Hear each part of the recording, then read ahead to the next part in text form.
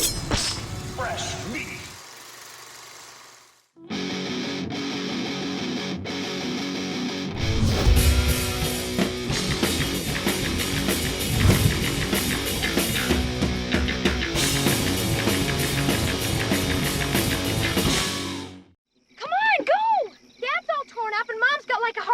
In her neck, and they're getting bigger.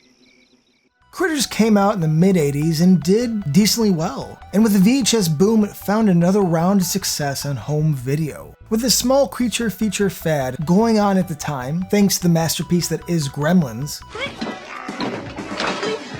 Critters was a great addition to the subgenre. Goofy but heartfelt sci-fi, well-placed humor, and some great creature designs by the underrated and always amazing Chiodo brothers. Critters had a great cast, even if they basically put Billy Zane in the corner, and was in the right place at the right time, making a big profit off its quaint $2 million budget. I mean, a second part was a damn near guarantee. And so, my old friends, I'm here to tell you a tale of a sequel that, though respected now, does not get the credit or accolades it deserves. It's one of the very few Easter horror movies that you could enjoy in the holiday. Hell, I do a double feature with this and Jesus Christ Superstar annually.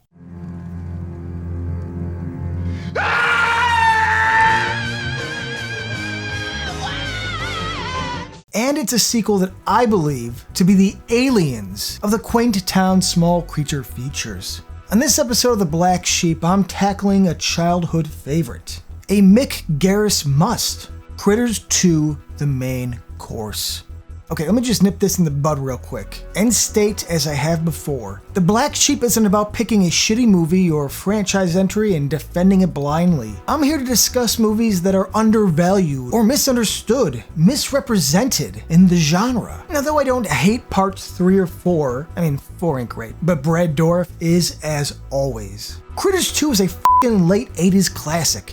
If you can't dig on 3 galactic bounty hunters chasing down an alien race of murderous furballs that shoot poisonous quills, work as a team, and eat to their heart's desire, then this video ain't for you. Oh, and spoilers going forward because there's a lot to love here. Set a couple years after part 1, the town of Grover's Bend has moved on from the Krites. Charlie's become a full-fledged bounty hunter alongside Ugg and the faceless Lee, who hasn't quite found a body it likes yet.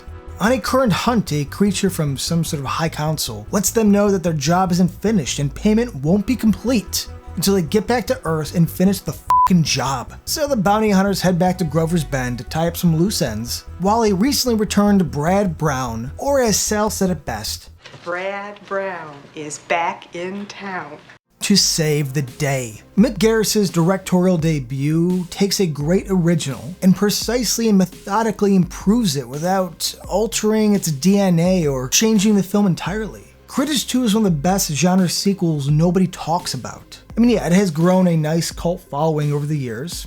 Sure, as it should. When someone thinks of Critters, this is the f***ing movie they should be thinking about. Keeping things mixed between fun and dark, this somehow keeps that balance of the perfect B-movie charm. It knows when to have fun, it knows when to be serious, and yet it never feels over-reliant on one. Making the threat serious and the humor more present, Critters 2 created a perfect mix of tone and genre that the series has been trying to match ever since. And we start off with the eggs left over from part 1, and since it is Easter, what better way to use them than a children's Easter egg hunt? Now we get a great cameo by the cigar-chomping Douglas Rowe, who buys them with the hopes of flipping them for a quick buck. And even the baby critters had something new, with the little Krites not only taking out his dog, which let's give major props for breaking that rule, and I've never been a fan of the gatekeeping, don't kill this or don't kill that. Just like that, we know that these alien porcupines are back, and just as deadly. I mean, look how adorable they are as babies. They're just murdering, minus the layers of the shark-like teeth. I don't want one. The Chiodo brothers are back, coming off the brilliant Killer Clowns from Outer Space, which, if you haven't seen, consider that your next priority. Tweak the design of the Krites, making them larger, hairier, and meaner. Not only do we get the baby Krites, awesome, but now they can work together in more of a group dynamic. Like when they form a larger ball and take down this hick with a pitchfork. We get battle-damaged ones, and even more inventive kills and gags. a tire puncture, electricity, one even gets deep fried. And then there's a money shot.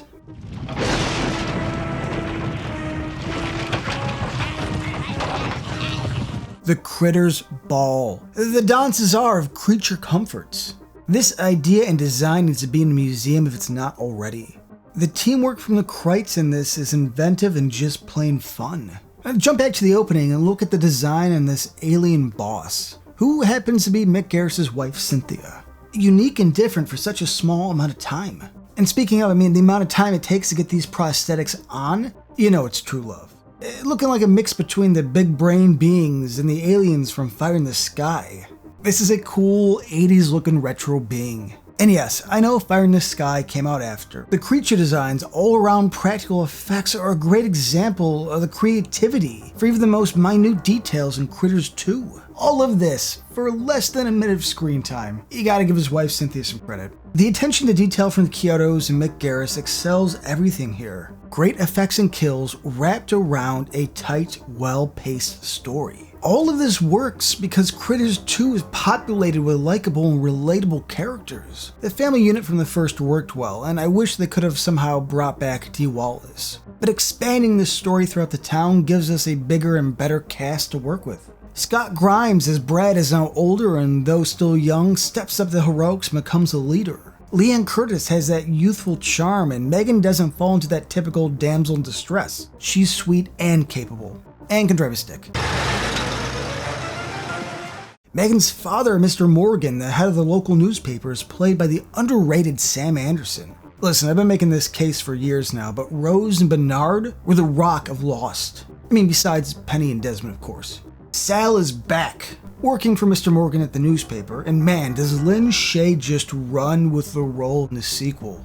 Her comedic timing is flawless and on point. And hell, as a journalist, she has the work ethic and determination to get shit done. Brett is back in town for like 6 seconds and she's all like, nope, not without a story. Rocking out her bright red lip and can-do attitude, Sal's who you want working on your staff. Then we get the embodiment of Texas himself, former Sheriff Harv.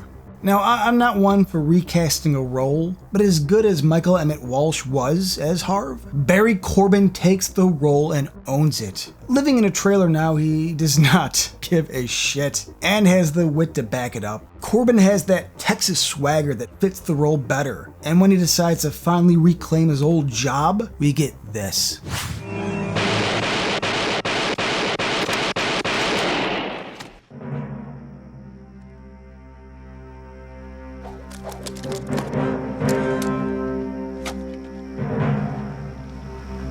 I'm back.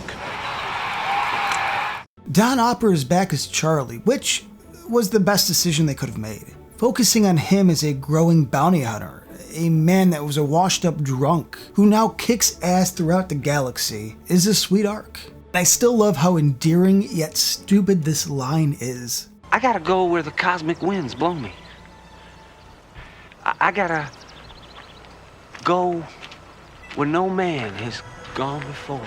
Terrence Mann is back as Ugg and comes off kinder. As someone who's become a teacher, Ugg has a bit of maturity to him here. You wouldn't just leave me on Earth, would you? Charlie, bounty hunting. When Lee becomes the Playboy model played by the beautiful and surprisingly tough Roxanne Kernahan, Critters 2 becomes cemented as a classic. I love how every time Lee transforms, we get the classic Kill Krites. Kill Krites. Kill Krites. Kill more Krites. Not to mention some pretty solid comedic chops. I love how often in the background, Lee can't seem to grasp the concept of a straw.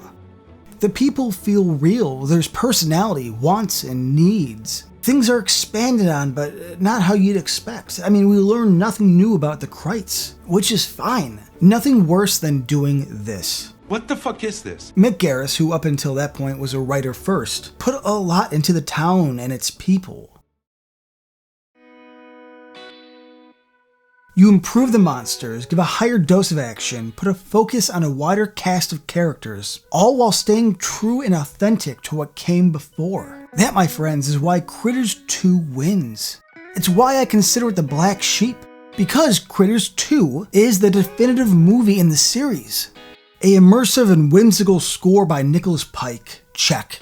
Giant critters ball killing a farmer Looney Tunes style, check. Some much needed Texas sass, What is this bullshit? also check. You know, I always think back about these types of stories and how they've disappeared. An era where something like Critters 2, which was strange and wacky, got greenlit by a major studio.